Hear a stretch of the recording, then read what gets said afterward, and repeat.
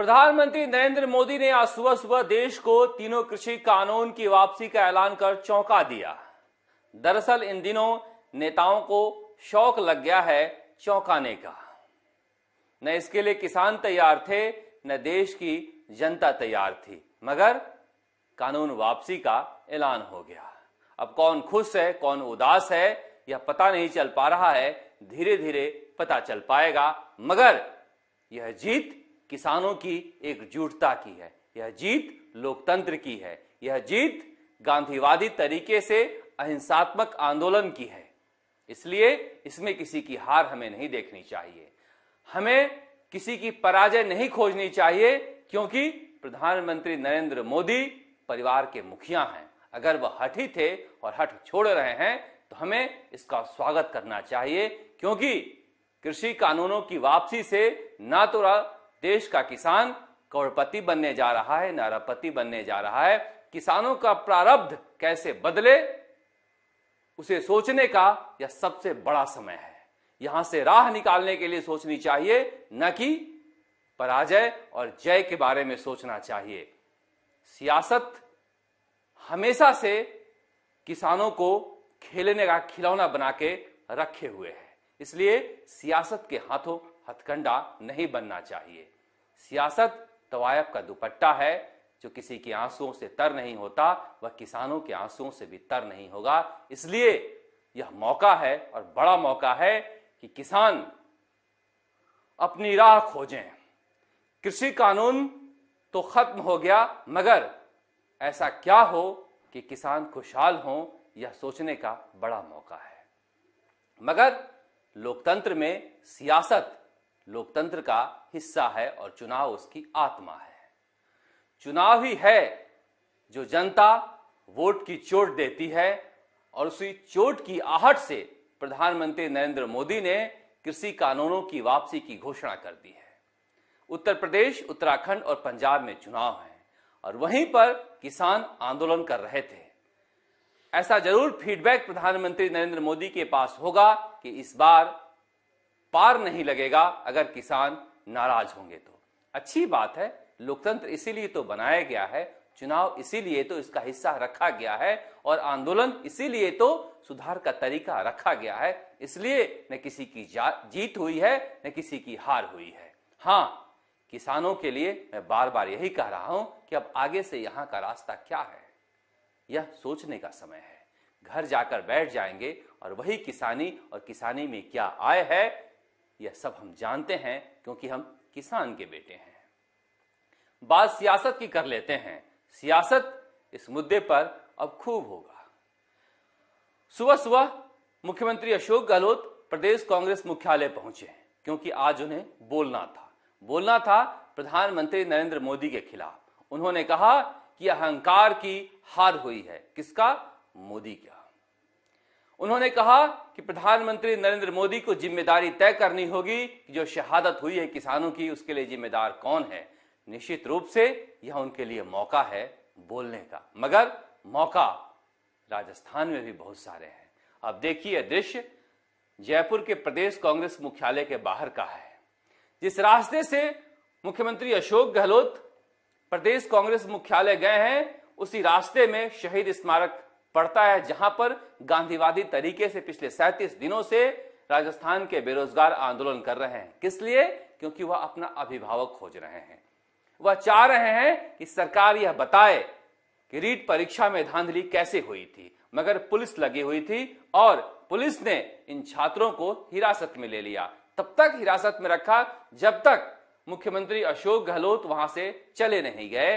बाहर 2 मंत्री आए, या मुख्य सचेतक कह लें, प्रताप सिंह खाचरियावास और महेश जोशी। उन्होंने कहा कि आप बाद में आकर हमसे बात कर लेना, लेकिन अभी आप मुख्यमंत्री से नहीं मिल सकते। इतनी पुलिस लगा दी गई कि मुख्यमंत्री तक बात कहने के लिए बेरोजगार वहां नहीं पहुंच पाए।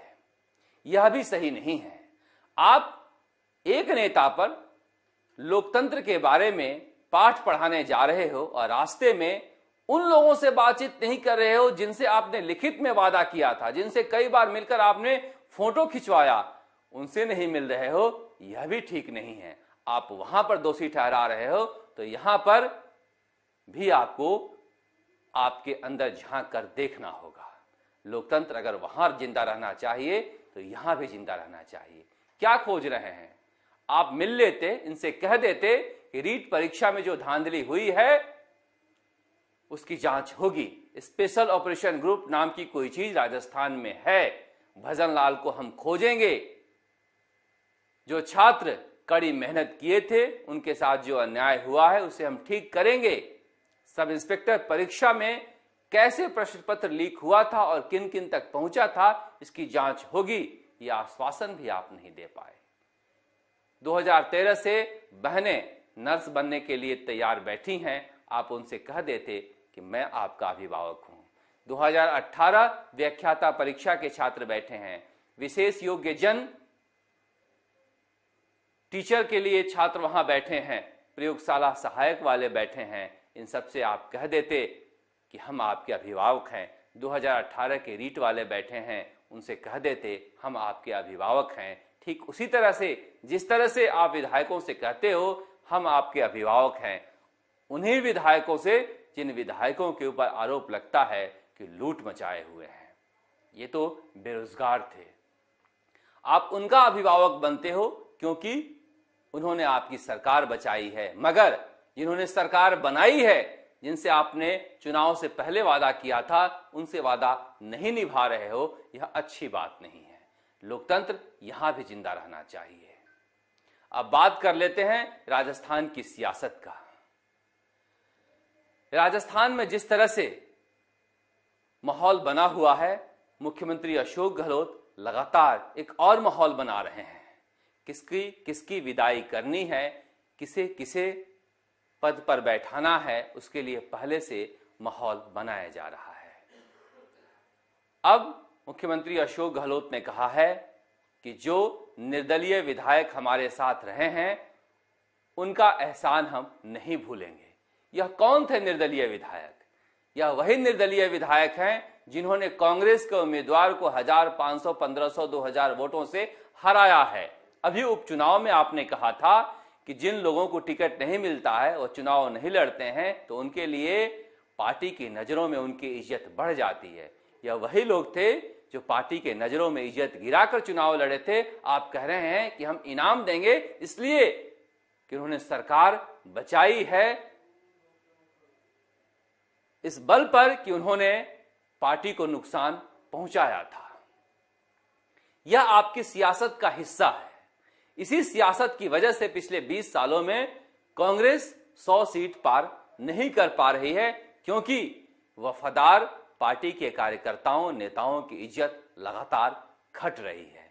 वैसे लोगों को तरजीह मिलती है जो व्यक्तिगत निष्ठा रखते हैं। मैंने कल भी आपसे कहा था कि मुख्यमंत्री अशोक गहलोत लगाने और बुझाने दोनों का काम साथ करते हैं। देखिए किस तरह से गोविंद सिंह डोटासरा को संभालने के लिए कल आगे आए हैं। अब किसे बेवकूफ बना रहे हैं आप? सारे टीचरों ने कहा हम पैसे देकर ट्रांसफर करवाते हैं और अब कह रहे हैं कि नहीं, शिक्षा विभाग की बात नहीं थी, सारे विभागों की बात थी। सारे विभाग में टीचर काम नहीं करते हैं। जनता इतनी भी बेवकूफ नहीं है। हां, आपने एक सच और बता दिया कि सारे विभागों में यही हालात हैं जो टीचरों ने बताया है। डोटासरा का क्या, बलि का बकरा बन गए हैं पहले ही।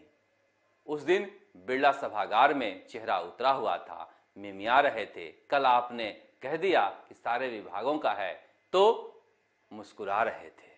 आप यही हाल कर देना चाहते हैं जो आंखें दिखाता है, कभी मिमियाए कभी मुस्कुराए, न रोए न हंसे। मगर सियासत में इतनी आसानी से सब कुछ होता नहीं है। आज किसानों के मुद्दे पर खुशी की बात है, इसलिए कृषि बिल पर हम बात करते हैं। कृषि बिल पर किसे खुश होने का हक है? राजस्थान में 2 नेताओं के अलावा कोई और तीसरा खुश नहीं हो सकता है। कोई सियासत करने का अधिकार नहीं रखता है। हनुमान बेनीवाल राष्ट्रीय लोकतांत्रिक पार्टी के नेता एनडीए से नजदीकी छोड़कर, एनडीए से नाता तोड़कर लगातार बॉर्डर पर बैठे रहे, वहां पर ठंड में, बरसात में, धूप में जमे रहे कई महीनों तक।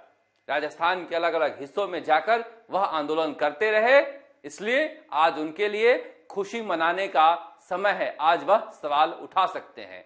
दूसरे नेता हैं सचिन पायलट। लगातार दौसा में, चाकसू में, भरतपुर में बड़ी बड़ी रैलियां की कृषि कानून के खिलाफ। आज उनको हक बनता है किसानों के साथ खुशी मनाने का।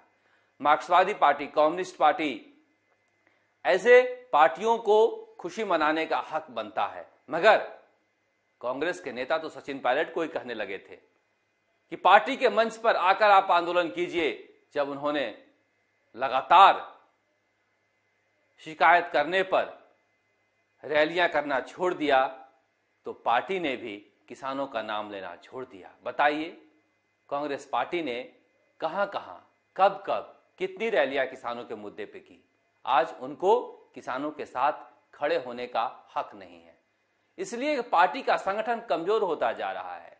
किसी भी आंदोलन में इतनी भीड़ भी नहीं आती जितनी भीड़ कई सालों से सत्ता में बाहर रहने के बावजूद प्रियंका गांधी उत्तर प्रदेश में जुटा लेती हैं। आपको पता भी है, महंगाई के खिलाफ राजस्थान कांग्रेस पखवाड़ा चला रही है। कभी देखा आपने कोई प्रदर्शन करते हुए? कहां, कैसे और कौन कर रहा है? कार्यकर्ता कहां गए? क्योंकि जिस तरह की सियासत कांग्रेस में हो रही है, कार्यकर्ता गायब होते ही रहेंगे।